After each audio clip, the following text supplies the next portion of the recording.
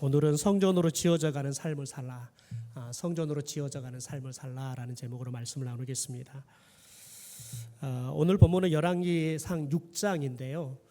이 열왕기상 6장은 솔로몬이 처음으로 성전을 짓는 그런 이야기가 담겨 있습니다.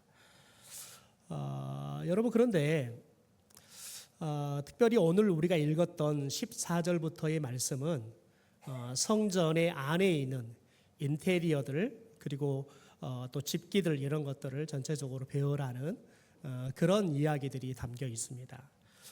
현재 우리 교회도 예배당을 건축하고 있잖아요. 자막을 좀 볼까요? 예, 우리 예배당을 건축하고 있는데 어제까지 건축되고 있는 모습입니다. 이제 저희들이 2층 그리고 3층 계단하고 엘리베이터 부분을 철근 콘크리트로 저희들이 타설하게 되어지는데 1층은 끝났고 2층에 이제 콘크리트 타설하려고 비계 설치하고 아마 그래서 내일이면 2층에 콘크리트 타설을 하게 될 겁니다. 그리고 바로 저 뒤쪽부터 저희가 샌드위치 판넬이 바로 뒤쪽부터는 공사가 내일부터는 진행이 될 겁니다. 그리고 이제 2층이 끝나게 되면 3층에 콘크리트 타설이 되고요. 아마 잘하면 이번 주에 전체적으로 외적인 부분들이 될 수도 있고요. 아니면 한 10일 정도 걸릴 거라고 예상을 하고 있는데 다음 주까지 아마 진행이 될 수도 있습니다. 그리고 저희가 이제 9월 말이 되면, 지금 현재로는 9월 말이 되면 저런 건물이 완공이 될 겁니다. 그리고 9월 말까지 공사가 끝나고 준공검사 저희가 또 신청하면 한 2주 정도 걸리고, 그래서 저희 플랜은, 저희 계획은 10월 셋째 주나 넷주 정도에 저희가 입장하는 거, 그 계획을 가지고 진행하고 있습니다. 감사한 것은 특별히 장마 기간에도 공사 전에 좀 비가 내리고 또 공사 끝나고 비가 내리고 해서 특별히 뭐 공기 여러 가지 일정 때문에 콘크리트 타설하고 쉬어야 되는 그 기간 빼놓고는 하루도 쉬지 않고 공사가 계속 진행이 되어서 굉장히 빨리 공사가 진행되고 있습니다. 금요일 날은 고창에 있는 아시는 목사님이 저희 교회가 건축하고 있다는 사실들을 알고 연락을 주셨어요. 거기도 이제 설계를 다 끝냈대요. 거기는 식당하고 사택을 짓는데 한 120평 정도 짓더라고요. 그런데 설계비만 3천이 들었더라고요. 저희는 300평인데 설계비가 3천 들었거든요. 근데 120평이 안 되는데 설계비를 3천 들었더라고요. 그래서 설계를 제가 금으로 했냐고 물어봤습니다. 그런데 시공사를 찾으려고 하니까 너무 어렵다는 거예요. 여기저기서 우리가 지어주겠다고 또 여기저기서 소개하고 하는데 소개를 받고 보면 별로 소문이 안 좋고, 그래서 고민을 하다가 제 소식을 듣고 연락을 하셨어요. 그래서 저희가 시공사가 이렇습니다. 그러니까 한번 제가 와서 보고 싶습니다. 그래서 이 시공사가 건축했던 건물도, 교회들도 제가 좀 안내해서 보고, 시공사도 회장도 만나고, 그리고 돌아갔습니다. 그런데 그분도 지금 한 1년 정도 준비를 하셨는데 어떻게 이렇게 정말 싼 값에 교회를 짓습니까? 저희들이 알아보니까 자기들은 한 10억 이상에 들어갈 계획을 하고 있대요. 근데 뭐 성도들이 이미 10억 이상 다 헌금을 해서 애사는 걱정은 없는데 시공사가 선정되어지는데 굉장히 애를 먹고 있다고. 우리보다 교인들은 훨씬 적습니다. 한 100명 정도 모이는 교회인데요. 그래서 모든 게 다 준비됐는데 시공사를 선정하는 게 너무 어렵다 그러는데, 그런 걸 보니까 하나님께서 저희 교회는 참 큰 은혜를 주셨다라는 생각들을 합니다. 여러분, 그런데 오늘 우리가 말씀을 읽는 이 부분을 보니까 전체적으로 읽지 않는 마지막 실은 38절 말씀까지 보면 솔로몬의 성전이 완성되어지는 이야기가 나오지만, 우리가 읽었던 부분은 실은 내부의 인테리어 부분들, 또 집기 부분들, 이런 것에 대한 설명을 하는 걸 보니까 솔로몬의 성전이 우리 교회 건축보다는 조금 더 앞서가고 있는 것 같아요. 우리는 이제 예부 이제 마무리 단계에 있는데, 거기는 이제 이 솔로몬 성전은 내부의 인테리어 들어가는 걸 보니까 여러분, 그런데 특별히 이 성전의 외부의 뼈대를 다 세우고 난 다음에 성전 내부에 성소와 지성소, 이런 부분들을 아주 세밀하고 정교하게 인테리어를 하고 또 그 안에 들어가는 기물들을 어떻게 놓을지, 이런 것들을 이야기하면서 성전을 안성해 가는 이야기들을 오늘 우리가 말씀 속에 보게 되어지는데요. 특별히 구약에 있는 이스라엘 백성들에게 있어서 이 성전은 아주 특별한 장소였습니다. 왜냐하면 하나님께서 그들을 직접 만나 주시는 유일한 거룩한 장소였기 때문에 그렇습니다. 하지만 신약 시대를 살아가고 있는 우리가 볼 때에는 여러분 이 손으로 지었던 이 구약의 성전은 완전하지 않았습니다. 히브리서 10장의 말씀을 보면 이 구약의 성전을 뭐라고 말을 하냐면 예수님께서 오셔서 하실 좋은 일의 그림자다라고 이야기를 해요. 여러분 그림자는 실체가 아니잖아요. 그림자는 아무런 힘이 없습니다. 모양은 있지만 힘이 없어요. 그런데 구약에 만드는 솔로몬이 만든 성전이 예수님께서 오셔서 하실 좋은 일, 우리의 죄를 속죄하는 이 일의 그림자다라고 설명을 해요. 히브리서 10장을 제가 현대어 성경을 읽어드리겠습니다.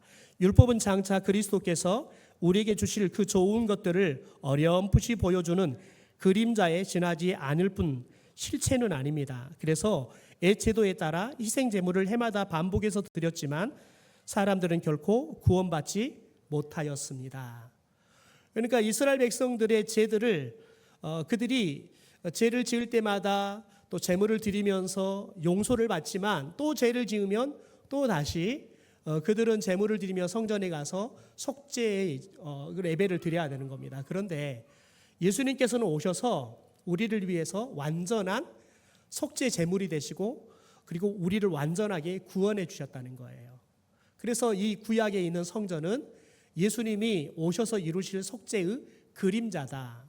그래서 이스라엘 백성들을 완벽하게 구원하지 못하는 그런 게 바로 성전이다라고 이야기를 해요.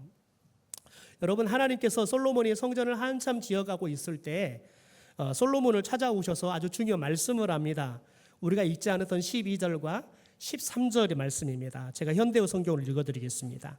내가 나의 모든 계명대로 살고 나의 법 질서를 지키며 나의 가르침을 존중하면 내가 내 아버지 다윗과 맺은 약속을 내게 그대로 이루어 주겠다. 그러면 내가 이 성전으로 들어와 이스라엘 백성 가운데 살면서 내 백성 이스라엘을 영원히 버리지 않겠다라고 말씀합니다.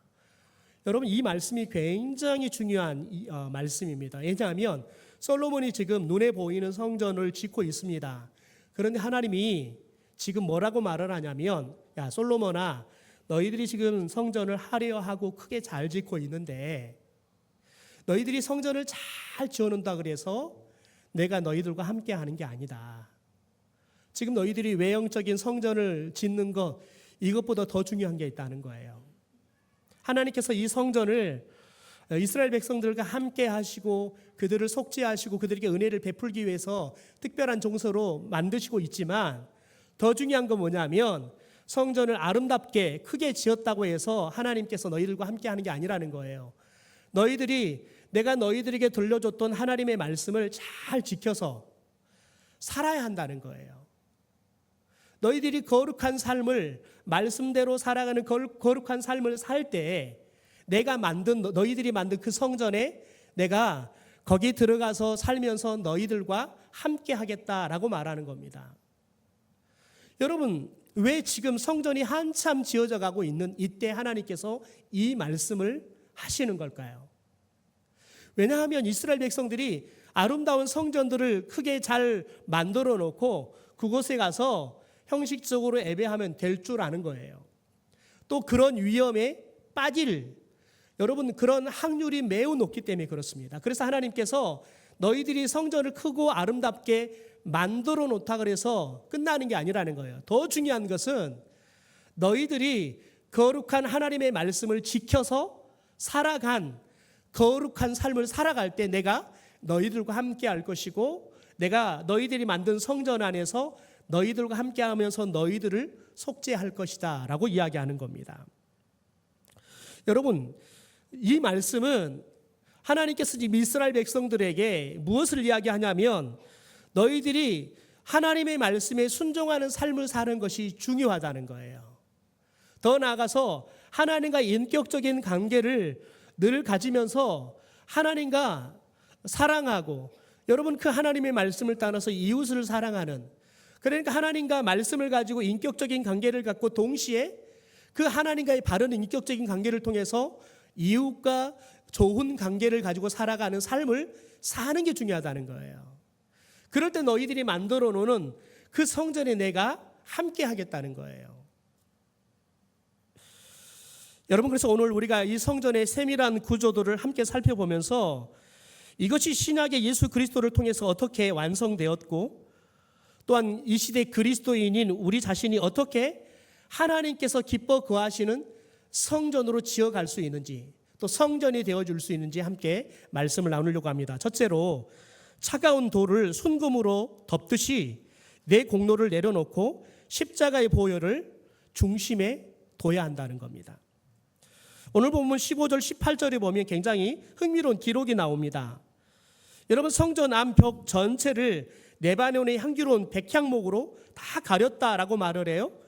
그래서 성경은 뭐라고 표현하냐면 모두 백향목이라 돌이 보이지 않았다라고 이렇게 말을 해요. 여러분, 그런데 실제 성전의 골조는 무엇으로 만들었냐면 튼튼하고 차가운 돌을 쌓아가지고 만들었어요. 그러니까 원래 이스라엘 백성들이 성전 안에 들어가면 뭐가 보여야 되냐면 돌이 다 보여야 돼요. 여러분, 그런데 그 돌이 보이지 않도록 백향목으로 다 성전 안들을 인테리어했다는 거예요. 여러분, 그리고 더 중요한 건 뭐냐면 그 백향목으로 돌들을 다 가리고 난 다음에 여러분, 금을 가지고 이 백향목들을 다 칠을 했어요. 그러니까 금으로 완전히 다 덮어서 돌이 보이지 않도록 만들어 버렸다는 거예요. 그러니까 성전 안에 들어가면 뭐가 보이겠어요? 금칠된 백향목만 보일 뿐이에요. 돌은 하나도 보이지 않아요. 역대하 3장을 가서 보면 도대체 얼마나 많은 금을 사용했는지 이야기를 해줘요. 여러분, 톤으로 계산해 보니까 18톤이에요. 18톤. 18톤을 이 금을 가지고 다 칠했대요. 그래서 제가 재민아이한테 현 시세로 한번 그 계산해 봐라 그랬더니 현 시세로 얼마가 나오냐면 여러분 3조 9,840억 원이 나오더라고요. 그러니까 그 성전에다 여러분 3조 여러분 9,840원에 440억 원에 금을 사가지고 다 칠을 해놓은 거예요. 여러분, 저 예배당 짓는데 여러분 우리 식구 쭉 더 들어갈 거라고 생각하고 지금 짓고 있습니다. 생각해 보십시오. 칠되어 있는 금만 해가지고 3조가 넘어요. 게임이 안 되잖아요. 게임이요. 여러분, 그러면서 지성소 한가운데 두 그룹의 천사가 날개를 펴고 있고요. 그 날개 안에 뭐가 있냐면 언약궤의 뚜껑인 속죄소 또는 시은자라고 말하는 덮개가 있어요. 여러분, 시은자라는 뜻이 뭐냐면 은혜를 베푸는 보좌, 또 죄를 덮는 자리, 이런 뜻이 있는 겁니다. 그러니까 이스라엘 백성들이 그들이 하나님 앞에 제사로 오면 그들이 형편에 따라서 잘 사는 사람은 소를 가지고 나오고 못 사는 사람은 여러분 양을 가지고 나오고 진짜 못 사는 사람은 비둘기를 가지고 나오는 겁니다. 그러면 제사장이 제물 위에 손을 얹고 자기의 죄를 다 이 제물에게 덮어 씌우는 거예요. 그러면 그 제물을 제사장이 죽이는 거예요. 그리고 피를 다 빼내고 다 각을 뜨는 겁니다. 여러분, 그래 그 피를 받아가가지고 여러분 이 지성소, 특별히 속죄소, 여러분 시은자에다가 피를 뿌려요. 그러면 그 피가 이 시은자 위에 피가 다 덮겠죠. 뭘 말하냐면 이스라엘 백성들의 죄들을 이 피로 다 덮어요. 그래서 그것을 뭘 의미하냐면 이 제물이 저의 죄를 대신해서 죽었습니다. 그러니까 제물의 피로 인해서 그 사람들의 제물을 바친 사람들의 죄를 다 덮는다. 그래서 하나님이 죄가 없다 용서해 주시는 여러분 그런 의식들을 행하도록 하나님께서 만들었다는 겁니다. 여러분, 그런데 문제는 뭐냐면 여러분 이것은 1년에 딱 한 번씩만 해요. 1년에 딱 한 번씩만 이 지성소에 들어가서 제사장들이 대속죄일을 지킵니다. 여러분, 그런데 문제는 이 한 번의 여러분 속죄일은 지금까지 죄에 대해서만 유효해요. 또 죄를 지으면 다시 하나님 앞에 드려야 되는 거예요. 그러니까 완벽한 속죄가 일어나지 않는 거죠. 그러나 여러분, 신약에 와서 예수님께서 어떻게 하셨습니까? 히브리서 9장 12절에 보니까 이렇게 말합니다. 현대의 성경입니다. 그리스도께서는 단 한 번 안쪽에 있는 지성소에 들어가 피를 뿌리셨습니다. 그 피는 염소나 송아지의 피가 아닙니다. 그리스도께서는 자신의 피를 흘리셔서 그 피로 몸소 우리에게 영원한 구원을 보증해 주신 겁니다. 예수님께서는 자신이 십자가에 위해서 우리의 속죄 제물이 되어서 피와 물을 다 쏟으시고 죽으셨습니다. 그래서 예수님의 그 피를 여러분 속죄소에 뿌렸다. 그런데 이 예수님은 단 한 번의 제사로 우리의 모든 과거의 죄, 현재의 죄, 미래의 죄까지 다 속죄해 주시는 완벽한 여러분 그런 대속의 제물이 되어 주셨다라고 지금 이야기를 하는 겁니다.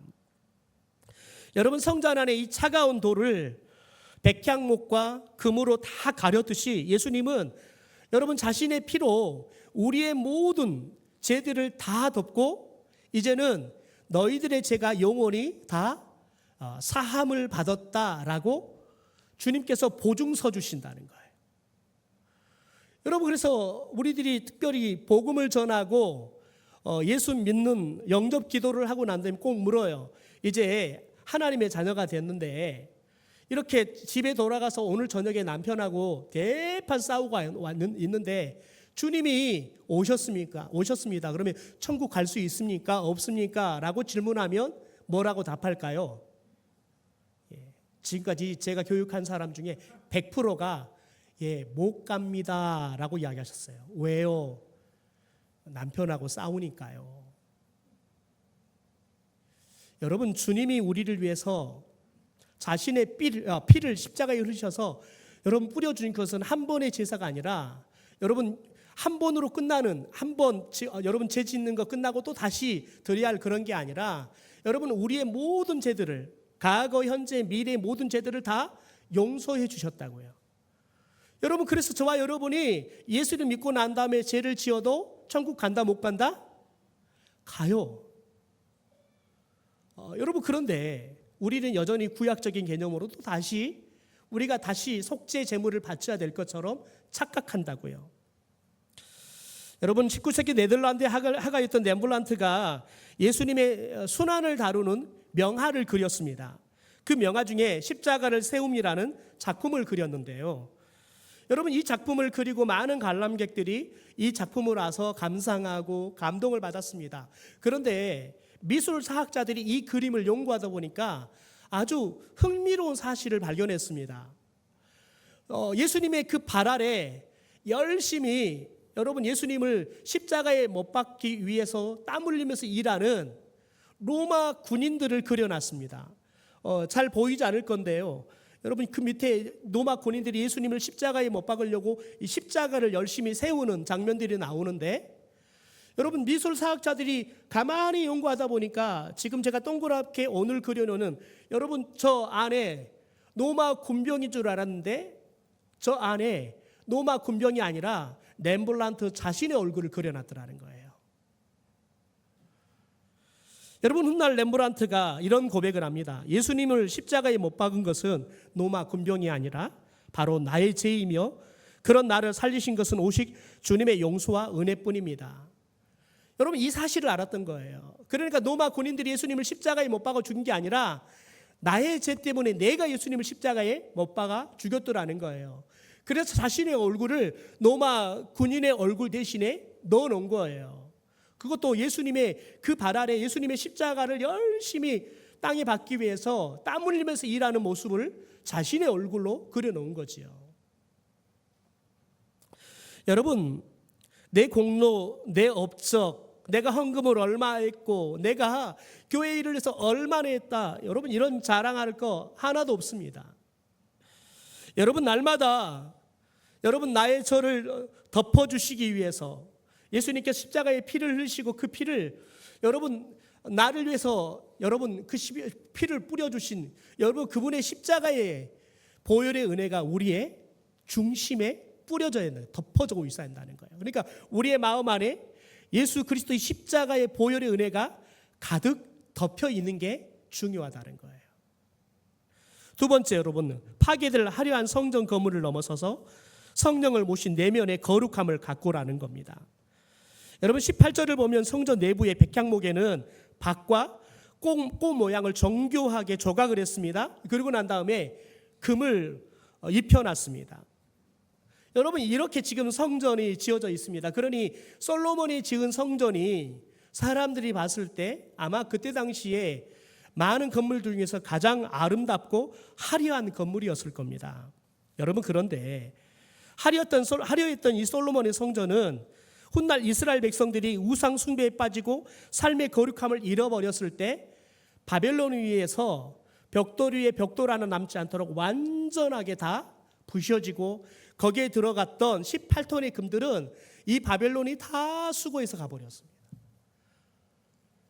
여러분 하나님이 그 성전에 함께한다 그랬어요. 그런데 하나님이 그 성전과 함께하지 않았어요. 왜요? 이스라엘 백성들이 하나님을 잃어버리고 우상 숭배하니까요. 하나님의 성전을 떠나버린 거예요. 성전을 버려버린 거예요. 그러니 여러분 그 화려하고 잘 지어진 여러분 성전이 여러분 이방인들에 의해서 짓밟히고 완전히 부셔지는 성전이 되고 만 거지요. 더 나아가서 여러분 그들이 포로기에 돌아와서 예수님의 시대 헤롯이 46년 동안 다시 여러분 성전들을 중축합니다. 여러분 그런데 제3의 성전이었던 여러분 이 헤롯 성전도 여러분 그들이 예수님을 잃어버리고 여전히 우상 숭배하고 있을 때 AD 70년에 로마의 티투스 장군이 여러분 이 이스라엘을 점령하면서 어떤 소문이 돌았냐면 저 예루살렘의 성전은 금으로 다 칠해져 있다더라. 금으로 벽돌과 벽돌들이 쌓아져 있다더라 라는 소문이 들으니까 점령하고 난 다음에 로마 군인들이 금을 얻으려고 여러분 이 돌들을 다 드러내고 금들을 다 찾겠다고. 그래서 여러분 이 헤롯 대왕에 의해서 증축됐던 제3의 성전도 완전히 무너져 버렸습니다. 그리고 하나님의 성전은 다시 지어지지 않았습니다. 지금은 이스라엘을 가보면 예루살렘의 그 성전의 자리에 이슬람이 그들이 황금동 회당을 지어놨습니다. 심지어 여러분 그들이 그 회당에 보면 감람산에서 내려다 보잖아요. 그러면 성전에 들어가는 문을 해치를 다 해놔버렸습니다. 완전히 다 막아버렸습니다. 왜 그런지 아십니까? 놀라운 그들이 성경에 나와 있는 말씀을 믿습니다. 예수님이 오면 여러분 예수님이 다시 오시면 못 들어가게 해치를 다 해가지고 다 막아놔버렸어요. 여러분 하나님이 떠나버린 성전들은 이제는 이방인들이 드리는 여러분 우상의 제단이 되어버렸어요. 여러분 하나님은 금으로 만든 성전에 건물에 갇히신 분이 아닙니다. 예수 그리스도께서 십자가에 죽으시고 성전된 자기의 육체를 사흘 만에 부활하심으로 여러분 다시 만드시잖아요. 예수님은 그걸 성전이라고 그랬습니다. 내가 3일 동안 저 성전을 헐어버리고 성전을 다시 짓겠다 그랬잖아요. 여러분 예수님은 그게 무슨 말이냐면 예수님이 다시 부활하시면서 예수님 자신이 성전이 되셨습니다. 그래서 저와 여러분이 성령을 말미암아 예수님을 믿고 예수님을 영접하면 저와 여러분이 예수를 믿는 저와 여러분이 성령이 거하는 성전이 되게 하겠다 말씀합니다. 그래서 사도 바울은 이렇게 고린도 교회 성도들을 향해서 질문합니다. 고린도전 3장 16절입니다. 같이 한번 세 번역 읽어볼까요? 시작.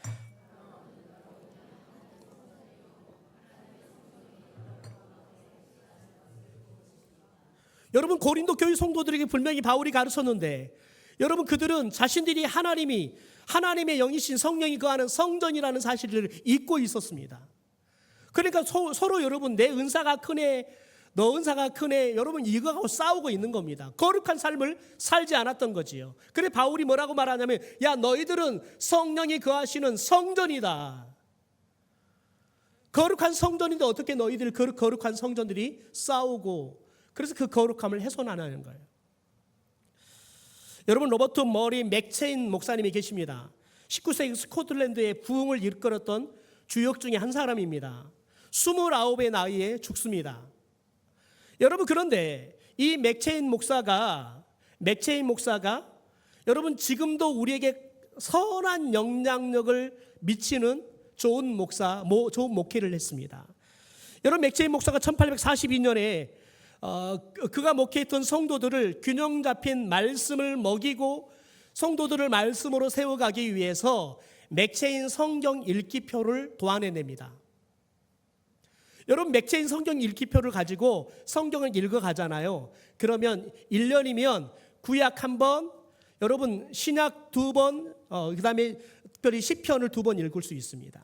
그렇게 맥체인 성경 읽기표를 만들었습니다. 그래서 현대인들이 성경을 통독할 때 이 맥체인 성경 읽기표를 가장 많이 선호하고 읽는 성도들이 많습니다. 그러니까 그는 죽었지만, 단 29의 나이를 살다가 죽었지만, 여러분 그가 남겼던 이 선한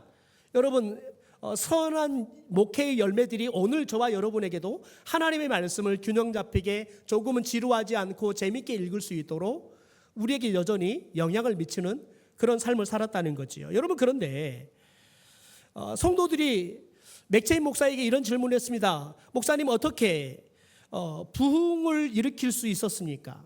어떻게 부흥을 일으키는 능력이 도대체 뭐였습니까? 라고 질문을 해요.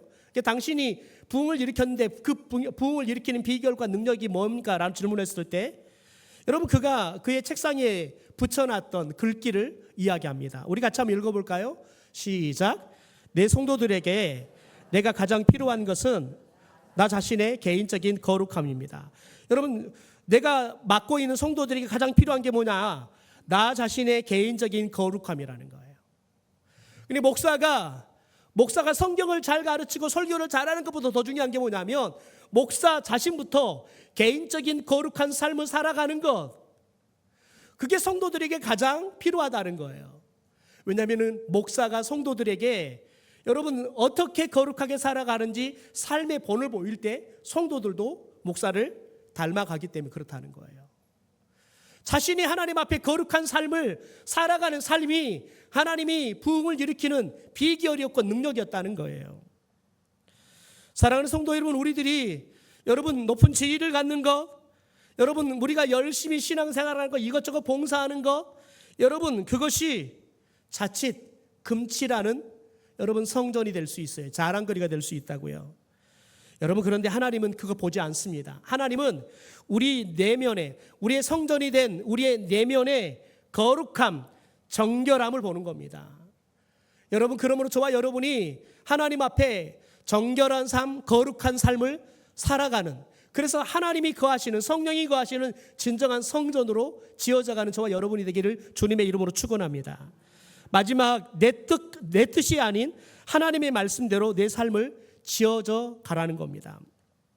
오늘 38절 읽지 않았지만 38절의 성전 건축 마지막을 이렇게 기록합니다. 11째 해 불월 곧 8째 달에 그 설계와 식양대로 성전 건축이 다 끝났으니 솔로몬이 7년 동안 성전을 건축하였더라. 솔로몬이 왕이 되고 4년 만에 4월 달부터 공사가 시작됩니다. 그리고 그가 왕이 된 지 11월 달 8월에 성전을 완성합니다. 7년 동안 걸렸다는 거예요. 여러분, 그런데 그가 어떻게 성전을 건축했느냐? 이렇게 이야기합니다. 그 설계와 식양대로. 여러분, 여기서 식양대로라는 말은 히브리 언어가 뭐냐면 타보니트라는 말이에요. 타보니트. 하나님께서 보여주신 정교한 도면, 이런 의미 있어요. 여러분, 솔로몬은 자기가 짓고 싶은 여러분은 그런 모양, 그때 당시에 가장 유행하는 건축 양식, 이게 아니라 하나님이 말씀을 통해서 여러분 주신 그 도면대로, 다시 말해서 하나님의 말씀대로 성전을 지었다는 거예요. 여러분, 사도 바울이 에베소서 2장에 신약의 성도들이 어떻게 하나님의 성전으로 완성되어져 갈 수 있는지 이렇게 설명합니다. 에베소서 2장입니다. 같이 한번 읽어볼까요? 같이 읽죠. 시작. 여러분은 바로 사도들과 예언자들이라는 기초 위에 세워진 건물입니다. 그리고 이 건물의 머릿돌은 그리스도 예수이십니다. 이처럼 우리는 하나님의 성전을 이루는 한 부분으로 아름답게 점점 커가며 그리스도와 한 몸이 되었습니다. 여러분도 성령에 의해서 그리스도와 연합하고 또 서로가 연합하여 하나님께서 사시는 이 집의 한 부분을 이루는 것입니다. 보십시오. 사도들, 예언자들, 이들이 전하는 여러분 복음을 통해서 우리가 성전으로 지어져 간다는 거예요. 더 나아가서 여러분, 우리의 이 성전의 머릿돌은 누구라는 거예요? 예수 그리스도라는 거예요. 그러니까 우리가 예수 그리스도를 구주로 고백하는 여러분, 그 믿음의 고백이 우리의 성전의 머릿돌이 된다는 말이지요. 더 나아가서는 여러분, 저와 여러분이 성령에 의해서 예수님과 연합하고 성령에 의해서 성도들과 성도들이 연합해서 함께 거룩한 성전으로 지어가잖아요. 그러면 그곳에 누가 사신다고요? 하나님이 사신다고요. 여러분, 그러니까 우리가 구원의 확신을 가져야 돼요. 여러분, 그럴 때 저와 여러분의 믿음의 고백이, 우리의 믿음의 고백이신 예수 그리스도가 우리의 머릿돌이 돼요. 기초가 돼야 돼요. 그리고 그 이후에 여러분, 우리들이 성령을 통해서 하나님과 연합하고, 그래서 우리가 하나님을 닮아가는 거지요. 우리가 성도와 성도들이 연합하고, 그래서 우리가 함께 여러분 성전으로 지어져 갈 때 그곳에 하나님이 우리와 함께 살게 될 줄 믿습니다. 여러분, 저 건물, 저를 만나는 사람들만 그 말을 해요. 아유, 목사님이 예배당 짓느라고 얼마나 고생합니까? 여러분, 성전을 지어보니까, 예배당 지어보니까요, 별로 그렇게 고생하지 않아요. 왜냐하면 제가 짓는 게 아니라 저 인부들이 짓더라고요. 별로 신경 쓸 것도 없어요. 우리 건축위원장님만 정말 날마다 애쓰십니다. 왜냐하면 건축 현장이 크지 않으니까요, 인부들이 안전모도 잘 안 쓰고요, 안전 패스도 잘 찍고 해야 되는데, 우리 강장로님은 뭐 삼성 이런 반도체 큰 공사를 하니까 엄격하게 현장에서 일을 하시는데, 여기 보면 너무 느슨하거든요. 그러니까 장로님 늘 걱정이에요. 왜냐하면 사고가 나면 건축주인 우리도 큰 책임이 있거든요. 날마다 장로님이 그래서 신경 쓰이라고 애가 타요, 그냥. 근데 목사님, 저는 편해요. 여러분, 그런데 제 고심은 뭐냐면, 건물은 우리 건축위원장님과 인부들이 질 거예요. 여러분, 그런데 목사인 저에게는 우리 성도들이 하나님의 성령이 거하시는 성전으로 지어져 가야 하는 거예요. 여러분, 그럴 때 저 예배당 가운데 하나님이 우리와 함께 거하는 예배당이 될 줄 믿습니다. 여러분, 그러므로 저와 여러분이 기억해야 합니다. 여러분, 저와 여러분이 하나님의 66권의 그 말씀을 따라서 우리의 삶이 하나님이 거하는 성전으로 지어져가는 삶이 되어야 할 줄 믿습니다. 여러분, 우리가 살고 싶은 대로, 내 가치관대로, 내가 여러분 살고 싶은 모양대로 사는 게 아니라 우리는 하나님의 말씀을 따라서 여러분 성령이 거할 수 있는 성전으로 우리가 지어져 가야 할 줄 믿습니다. 그럴 때 여러분, 우리가 만든 저 예배당 안에 하나님이 우리와 함께 사시면서 우리 안에 예수님이 하셨던 일, 그 일이 우리를 통해 일어나고 예수님보다 더 큰 일들을 감당하는 저와 여러분, 우리 구암교회가 될 줄 믿습니다.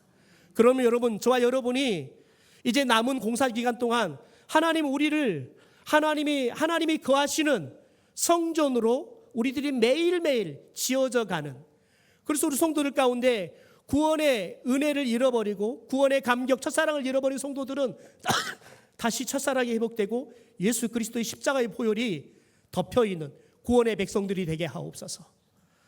여러분, 날마다 저와 여러분 안에 여러분 성령이 거할 수 있는 내면의 거룩함, 정결함이 날마다 새로워져야 돼요. 더 나아가서 여러분, 우리가 말씀을 따라 하나님이 거할 성전으로 날마다 지어져가는 삶을 살아가는 그런 은혜가 있게 되기를 주님의 이름으로 축원합니다.